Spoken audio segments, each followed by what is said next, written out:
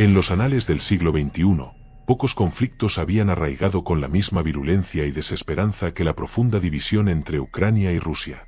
Sus raíces se extendían más allá de las fronteras geopolíticas, hundiéndose en siglos de historia compartida y, a menudo, contenciosa, donde las identidades nacionales se forjaron en la fragua de la rivalidad y la influencia externa.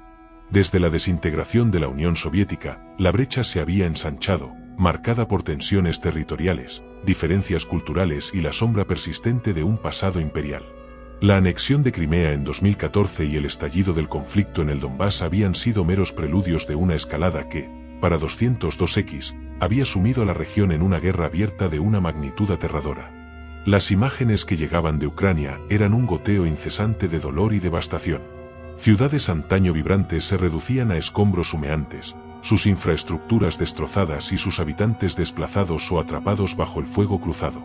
Millones de personas habían huido, engrosando las filas de los refugiados en toda Europa, mientras que quienes permanecían sufrían la brutalidad diaria de los bombardeos, la escasez de alimentos y medicinas, y la constante amenaza a sus vidas. El aire estaba impregnado de un hedor a pólvora y desesperación, y los gritos de los heridos y los lamentos de los deudos se convirtieron en la banda sonora de una nación martirizada. La comunidad internacional, paralizada entre sanciones económicas y el temor a una escalada nuclear, observaba con impotencia sus esfuerzos diplomáticos rotos una y otra vez por la inflexible determinación de las partes. Una sensación de desesperanza global se asentaba, como una niebla densa que envolvía cualquier atisbo de solución. En el corazón de Roma, ajeno al bullicio de la plaza de San Pedro, el Papa Francisco, un hombre de semblante grave y mirada penetrante, sentía el peso de esta crisis con una intensidad que traspasaba las fronteras de su pontificado. No era una crisis más, era una herida abierta en el alma de la humanidad, un recordatorio brutal de la capacidad del hombre para la destrucción. Lo que lo impulsaba a considerar una intervención tan audaz no era la política ni la búsqueda de un legado, sino una profunda convicción que resonaba en lo más íntimo de su ser, el deber moral y espiritual de la Iglesia de ser un faro de paz en la oscuridad más densa. Sus oraciones no eran meras palabras recitadas, sino súplicas desgarradoras que se elevaban desde su capilla privada, implorando una guía divina en un mundo que parecía haber olvidado el camino hacia la reconciliación. Sus reflexiones iniciales eran un torbellino de inquietud y cautela. ¿Cómo podría el Vaticano, una entidad sin ejércitos ni poder económico dominante, mover las agujas de un conflicto tan arraigado? Las primeras conversaciones con sus consejeros más cercanos, el cardenal Pietro Antonelli, secretario de Estado, y la hermana Agnès, su teóloga de confianza, fueron una mezcla de escepticismo pragmático y devoción leal. «Santidad, ¿está seguro de que este es el camino?», preguntó Antonelli, su voz teñida de preocupación. «Hemos intentado todas las vías diplomáticas posibles. La arrogancia de ambas partes es impenetrable». «Pietro», respondió el Papa, sus ojos fijos en un crucifijo sobre su escritorio, «cuando todas las vías humanas se agotan, queda la fe. No podemos quedarnos de brazos cruzados mientras la gente muere. Debemos intentar lo impensable, lo que parece imposible». La hermana Agnès, más inclinada a la contemplación, añadió con suavidad: «Dios obra a través de la esperanza, su santidad. Quizás el mundo necesite un gesto de fe inquebrantable». Días de ayuno, oración y deliberación silenciosa siguieron.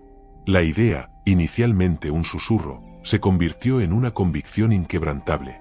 El Papa Francisco, contra todo pronóstico y a pesar de las voces disidentes en su propia curia, tomó una decisión trascendental: iniciar un camino audaz e inesperado hacia la paz. La noticia se anunció discretamente a los embajadores de las principales naciones en una reunión a puerta cerrada. El plan inicial, esbozado con una mezcla de pragmatismo y fe, era simple en su concepción pero monumental en su ambición: una propuesta para un alto el fuego humanitario inmediato, seguido de una cumbre de paz de alto nivel en un territorio neutral, mediada por el propio Vaticano, con un enfoque en la asistencia humanitaria y el diálogo directo. El anuncio, aunque formulado con la sobriedad que caracterizaba al Vaticano, reverberó en los pasillos del poder global. Generó una mezcla de esperanza cautelosa entre aquellos que anhelaban el fin de la guerra, pero también un profundo escepticismo entre los analistas políticos y las propias naciones beligerantes, que lo veían como un gesto bien intencionado pero ingenuo ante la cruda realidad del conflicto. La audacia del Papa, sin embargo, había encendido una pequeña chispa en la oscuridad, una que el mundo, cansado de la guerra, observaba con una mezcla de fascinación y temor. La decisión del Papa Francisco y de convocar a las partes en conflicto a Roma no fue recibida con ovaciones unánimes, sino con una mezcla de sorpresa, escepticismo y, en algunos círculos, desdén. Sin embargo, su persistencia era inquebrantable. El desafío de acercar a Ucrania y Rusia al Vaticano parecía insuperable, una tarea hercúlea que ni las potencias mundiales con sus intrincadas redes diplomáticas habían logrado. El primer paso fue una serie de discretas, pero insistentes, invitaciones personales del Papa a los líderes de ambas naciones.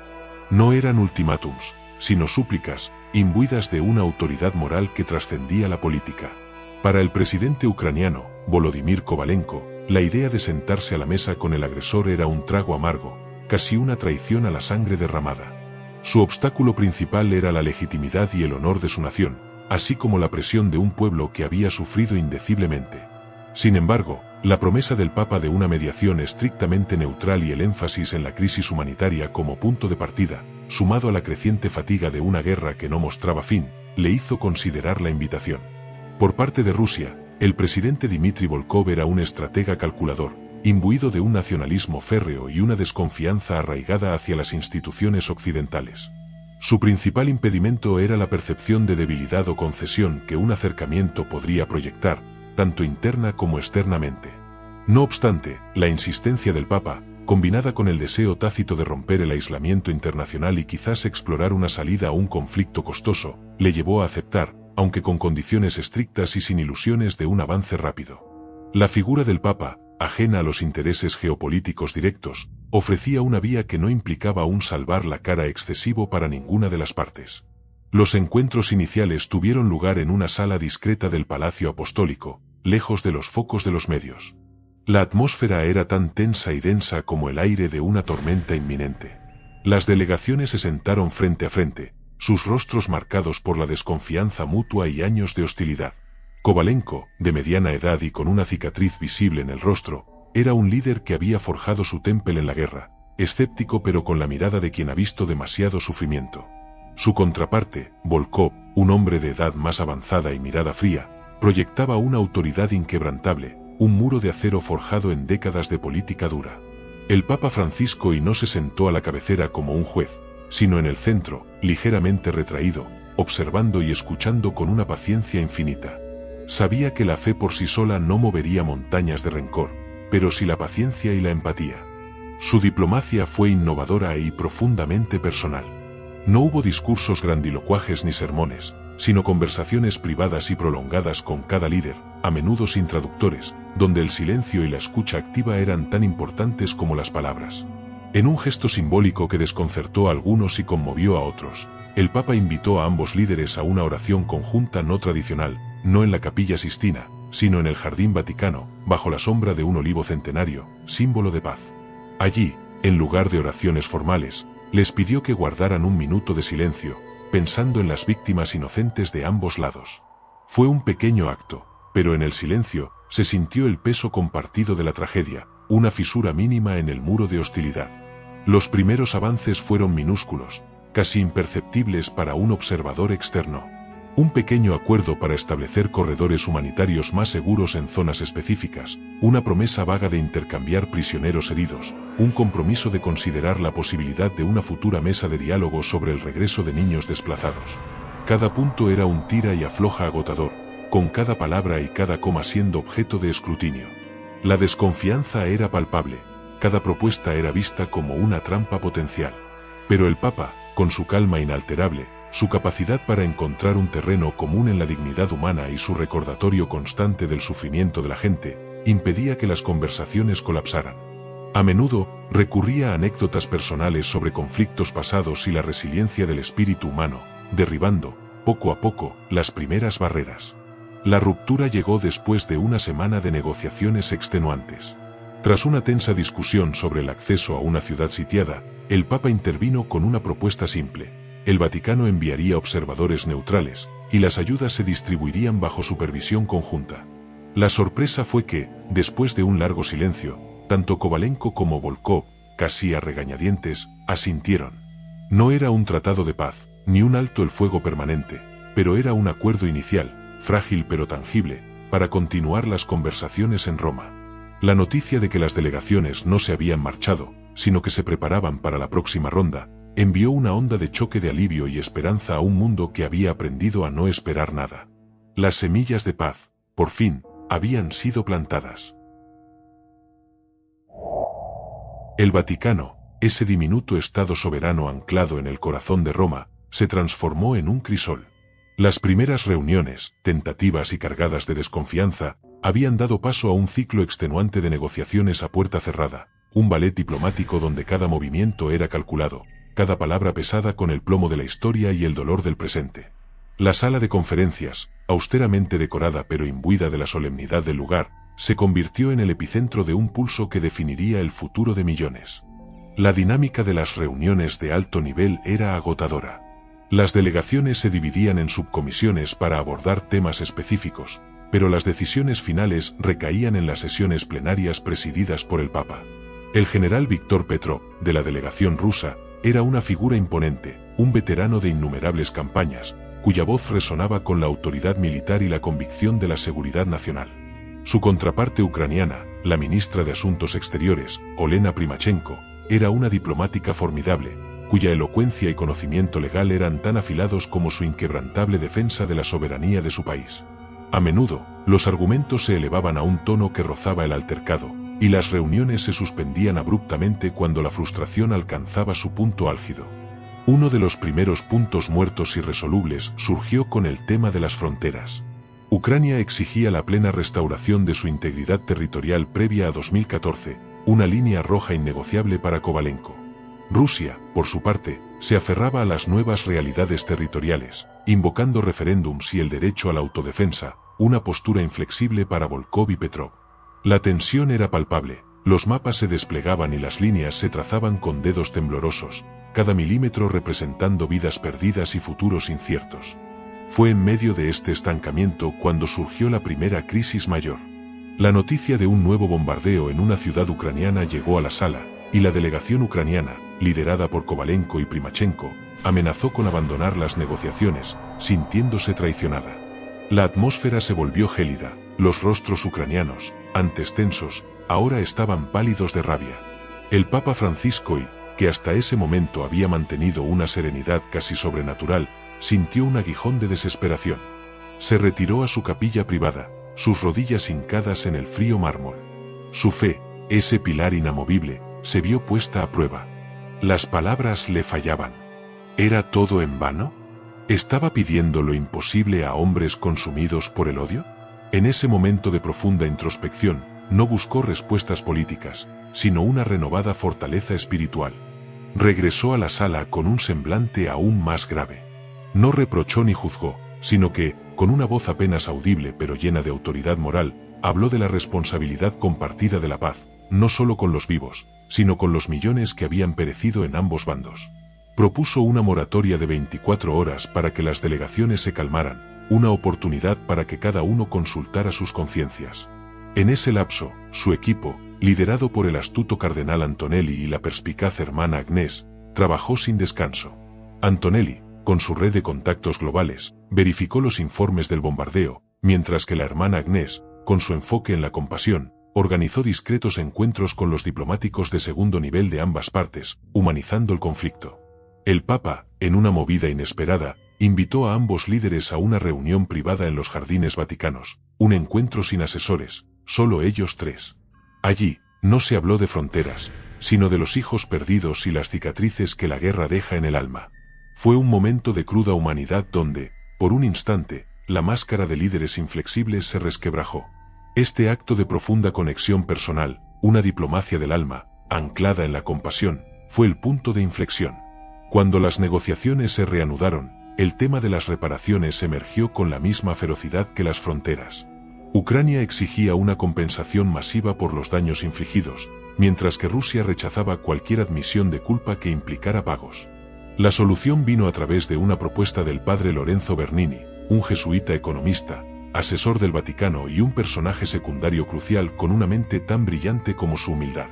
Sugirió un fondo de reconstrucción y reconciliación gestionado por una entidad internacional neutral, con contribuciones voluntarias pero sustanciales de ambas partes y de la comunidad global, en lugar de reparaciones directas que implicaran una admisión unilateral de culpa. Era una forma de reconstruir sin humillar, un camino intermedio que evitaba el punto muerto. Otro asesor clave, el arzobispo Mikhail Volkov, sin relación con el presidente ruso, un estudioso de la historia ortodoxa oriental y un respetado teólogo, fue instrumental en las discusiones sobre el futuro de las relaciones y la convivencia.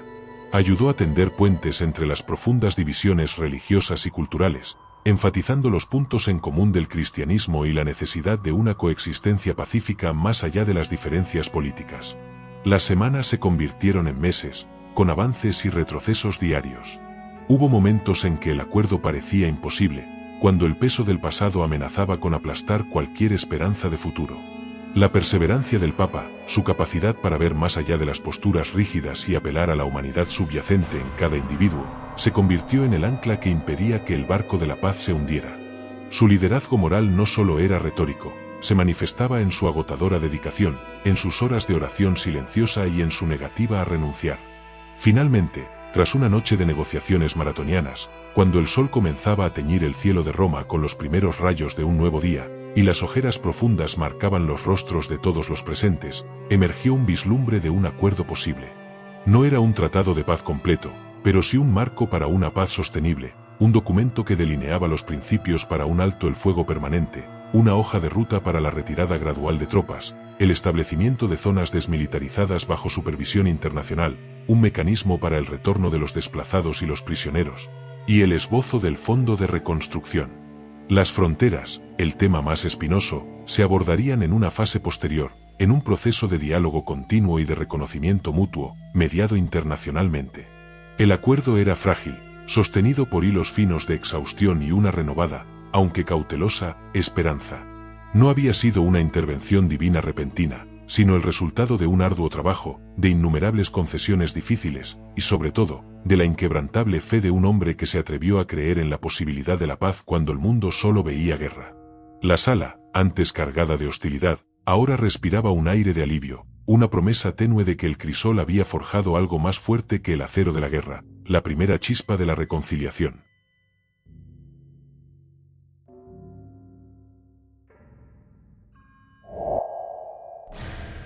La tinta del Pacto de San Pedro apenas se había secado cuando el mundo entero, y especialmente Ucrania y Rusia, comenzaron a sentir los primeros temblores de una paz aún frágil.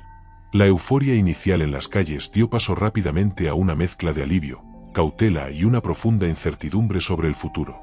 No era el final de una guerra, sino el arduo comienzo de una paz. Las primeras horas y días después de la firma fueron de intensa actividad logística y diplomática. Los equipos del Vaticano, la ONU y otras organizaciones internacionales se movilizaron con una rapidez asombrosa para establecer los mecanismos de verificación del cese al fuego permanente. Las líneas de contacto, durante años fronteras de muerte, debían ahora convertirse en zonas desmilitarizadas bajo la atenta mirada de observadores neutrales.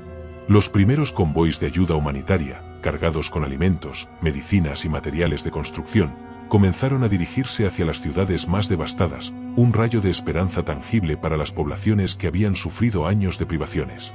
Sin embargo, los desafíos de la implementación eran tan vastos como el territorio afectado. El escepticismo, que había sido una constante durante las negociaciones, ahora se manifestaba abiertamente. En Ucrania, los ultranacionalistas denunciaban el acuerdo como una capitulación, clamando por la restauración total de la integridad territorial por la fuerza. En Rusia, las voces más belicistas lo consideraban una traición a los sacrificios de sus soldados, una debilidad inaceptable. Ambos gobiernos tuvieron que emplear una considerable autoridad política para contener estas facciones internas, recordando constantemente la alternativa de una guerra sin fin. Los obstáculos logísticos eran monumentales. La retirada gradual de armamento pesado y tropas de las zonas desmilitarizadas era un proceso complejo, plagado de desconfianza. Cada movimiento, cada pieza de equipo, era observada con recelo, y cualquier pequeña anomalía podía generar una acusación de incumplimiento. Hubo incidentes aislados, disparos esporádicos atribuidos a elementos no controlados, breves violaciones de los corredores humanitarios que, aunque rápidamente resueltas por la intervención de los monitores, recordaban la precariedad de la situación. La comunicación entre los comandos militares de ambos lados, aunque forzada por el acuerdo, seguía siendo tensa, y el lenguaje diplomático del Vaticano a menudo tenía que traducirse a los términos más crudos del terreno. La desconfianza persistía a nivel local, especialmente en las regiones fronterizas. Después de años de propaganda y enfrentamientos, los vecinos veían al otro con recelo. Las barreras invisibles de la historia y el resentimiento eran más difíciles de derribar que cualquier barricada física. Sin embargo, en medio de esta cautela, surgieron las primeras y tímidas señales de esperanza. El Vaticano y la comunidad internacional desempeñaron un papel crucial en esta fase delicada. La Santa Sede, con su profunda experiencia en diplomacia humanitaria, coordinó la distribución de ayuda y ofreció espacios de diálogo continuo. El cardenal Antonelli y la hermana Agnès, junto a un equipo de clérigos y laicos, establecieron oficinas de mediación en ambas capitales, actuando como puentes de comunicación y facilitando el contacto entre los mandos militares y las autoridades civiles. La ONU, por su parte, desplegó una misión de mantenimiento de la paz más robusta y estableció mecanismos de denuncia y verificación de violaciones. El impacto humano fue el más conmovedor. Lentamente, y con una mezcla de miedo y alivio, los desplazados comenzaron a considerar el regreso a sus hogares. Las imágenes de familias reencontrándose en estaciones de tren o en las ruinas de sus pueblos se hicieron virales, un recordatorio del costo humano de la guerra. En las ciudades bombardeadas, la gente, por primera vez en años, podía dormir sin el temor constante de las sirenas antiaéreas. Las escuelas comenzaron a reabrir tímidamente, los mercados a llenarse con productos básicos y la vida, de forma gradual, a recuperar un semblante de normalidad. Historias individuales de esperanza y resiliencia comenzaron a emerger. En un pueblo fronterizo, una mujer ucraniana y un hombre ruso, que antes se habían visto como enemigos, trabajaban juntos para desescombrar una iglesia local, un pequeño acto de reconciliación forzada por la necesidad. Los médicos de ambos bandos comenzaron a colaborar en hospitales de campaña improvisados, la urgencia de salvar vidas superando la hostilidad. Era una paz frágil, pero una paz al fin y al cabo. A nivel geopolítico, el Pacto de San Pedro generó una reconfiguración de percepciones. El modelo de mediación del Vaticano, basado en la autoridad moral y la humanidad compartida, se convirtió en un tema de estudio en las academias diplomáticas de todo el mundo. Las potencias globales, que habían visto sus propios esfuerzos frustrados, tuvieron que reconocer el éxito de una estrategia menos convencional. Se abrieron nuevas avenidas diplomáticas, y en otros conflictos latentes, la idea de una mediación papal comenzó a ser susurrada con renovado interés. Cambió la percepción del poder. No siempre los ejércitos o las economías más grandes eran los únicos árbitros de la paz. El Papa Francisco continuó su papel no solo como mediador político, sino como sanador espiritual. En sus audiencias generales, habló incansablemente de la necesidad de la reconciliación y el perdón, no como un borrón y cuenta nueva de la historia, sino como un camino para liberar el alma de la carga del resentimiento. Visitó discretamente campamentos de refugiados y comunidades devastadas, no con grandes discursos, sino con gestos de consuelo, compartiendo el dolor y ofreciendo palabras de aliento. Su mensaje era claro: la paz no era solo la ausencia de guerra, sino la presencia de la justicia, la compasión y la capacidad de reconstruir los lazos rotos. Los primeros pasos de esta paz fueron lentos y difíciles, llenos de tropiezos y momentos en los que el delicado equilibrio podía romperse. El camino por delante era largo, plagado de heridas profundas que tardarían generaciones en cicatrizar. Pero el Pacto de San Pedro, forjado en el crisol del dolor y la esperanza, había encendido una luz. Era la prueba de que incluso los conflictos más enconados podían encontrar una salida, y que la humanidad, a pesar de sus imperfecciones, tenía la capacidad de elegir la vida por encima de la destrucción. Un nuevo amanecer, aún tenue y lleno de desafíos, había llegado a la región, y con él, una renovada fe en la posibilidad de un futuro mejor para el mundo. Los años que siguieron a la firma del Pacto de San Pedro fueron testigos de una transformación lenta pero innegable. La paz, lejos de ser un evento puntual, demostró ser un árbol que requería un cultivo constante, sus raíces extendiéndose poco a poco en el suelo árido de la desconfianza y el resentimiento. En Ucrania, la reconstrucción comenzó con una determinación asombrosa. Las ciudades, antes escombros, empezaron a resurgir, bloque a bloque, financiadas en gran parte por el Fondo de San Pedro y el apoyo internacional. Carreteras y puentes se repararon, escuelas y hospitales se reconstruyeron, y la inversión extranjera, cautelosamente al principio, comenzó a fluir. La economía, severamente golpeada por la guerra, mostró signos de recuperación, aunque el camino era largo y desigual, especialmente en las regiones más afectadas por el conflicto. Sin embargo, los desafíos persistentes eran profundos y multifacéticos. La reconstrucción física era solo una parte de la ecuación. La reconciliación social se presentaba como una tarea mucho más compleja. Las heridas de la guerra no se cerraban con cemento y ladrillos. Familias desgarradas, comunidades polarizadas y la omnipresencia del trauma requerían un esfuerzo sostenido en terapia, diálogo y educación. En ambas naciones, persistían las voces de los que se sentían agraviados, de los que no podían perdonar o que veían la paz como una debilidad. Los monumentos, los nombres de las calles y los libros de texto se convirtieron en nuevos campos de batalla simbólicos, donde se libraba la lucha por la narrativa histórica. El Papa Francisco ya había insistido en la creación de comisiones de la verdad y la memoria, mediadas por figuras religiosas y académicos neutrales, para ayudar a procesar el pasado, pero el camino hacia una verdad compartida era tortuoso y doloroso. La superación de las heridas históricas era quizás el mayor obstáculo. Siglos de relaciones complejas, agravados por décadas de tensiones postsoviéticas y culminados en una guerra brutal, no desaparecían con la firma de un documento. La identidad nacional de Ucrania, forjada en la resistencia, seguía en tensión con la nostalgia imperial de algunos sectores rusos. El diálogo sobre las fronteras, aunque iniciado por el pacto, progresaba con una lentitud exasperante. Cada sesión era un recordatorio de los sacrificios y las pérdidas. La sabiduría residía en aceptar que no todas las heridas sanarían por completo en una generación, pero que el proceso de curación era en sí mismo una forma de paz. El impacto del Papa y su milagro en la diplomacia mundial fue innegable. El Pacto de San Pedro se convirtió en un caso de estudio en todas las escuelas de relaciones internacionales. Demostró que la diplomacia moral, desvinculada de los intereses geopolíticos directos, podía lograr avances donde la fuerza bruta y el poder económico habían fracasado. El papel de las instituciones religiosas en la resolución de conflictos experimentó un renacimiento. La Santa Sede, en particular, consolidó su posición como mediador de confianza, ofreciendo sus buenos oficios en otros conflictos latentes, desde disputas en África hasta tensiones en Asia. Ya no era un actor periférico en la gran mesa de la geopolítica, sino un actor central en la búsqueda de la paz. El Papa Francisco ya era percibido ahora como una figura de estatura moral sin precedentes. Para millones de personas en todo el mundo, especialmente en las regiones afectadas por la guerra, era el Papa de la Paz, un faro de esperanza en un mundo cínico. Los líderes mundiales, incluso aquellos que inicialmente habían sido escépticos, buscaron su consejo y su bendición. Su imagen, envejecida pero serena, se convirtió en un símbolo global de la perseverancia frente a la adversidad. Sin embargo, no todas las voces eran unánimes. Persistían cuestionamientos sobre la sostenibilidad del acuerdo o la pureza de sus intenciones. Algunos críticos argumentaban que el pacto era una tregua temporal, que las viejas rivalidades resurgirían una vez que la presión del Papa disminuyera.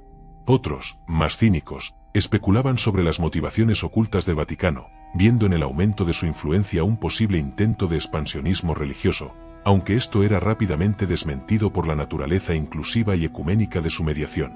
En los círculos más nacionalistas de ambas naciones, seguía habiendo quienes denunciaban el acuerdo como una humillación, una traición a los ideales de sus respectivas patrias, y advertían de una futura retoma de las hostilidades. Estas voces, aunque minoritarias, servían como un recordatorio constante de la fragilidad subyacente de la paz. Este capítulo final nos lleva a reflexionar sobre la verdadera naturaleza de la paz. No es la simple ausencia de guerra, el silencio de las armas. Es un proceso continuo, una construcción diaria que exige paciencia, compromiso y la voluntad de dialogar incluso con aquellos que antes fueron enemigos. Es un trabajo de jardinería persistente, arrancando las malas hierbas del odio y cultivando las semillas de la confianza. La paz se manifiesta en los pequeños gestos, una frontera cruzada por primera vez por un estudiante, un diálogo entre veteranos de guerra, la reconstrucción de un hogar, la risa de los niños en parques donde antes había escombros. La visión del futuro, aunque esperanzadora, era también realista. El Pacto de San Pedro no había eliminado todos los conflictos ni resuelto todas las disputas, pero había demostrado que un camino diferente era posible. La importancia de la fe no se limitaba a la creencia religiosa, sino a la fe en la humanidad, en su capacidad para la redención y la reconciliación. La paciencia se convirtió en una virtud cardinal para diplomáticos y ciudadanos por igual, entendiendo que la sanación profunda llevaba tiempo. Y el compromiso continuo era la argamasa que uniría los cimientos de esta nueva paz. El Papa Francisco en sus últimos años, continuó siendo el guardián de este proceso, un recordatorio viviente de que el amor y la compasión pueden, de hecho, mover montañas. El sol seguía saliendo sobre el Vaticano cada mañana, pero ahora su luz se sentía diferente, como si llevara la promesa de un mundo donde el milagro de la paz no era una excepción, sino una posibilidad constante, un horizonte hacia el cual la humanidad, con todos sus desafíos y esperanzas, podía seguir avanzando.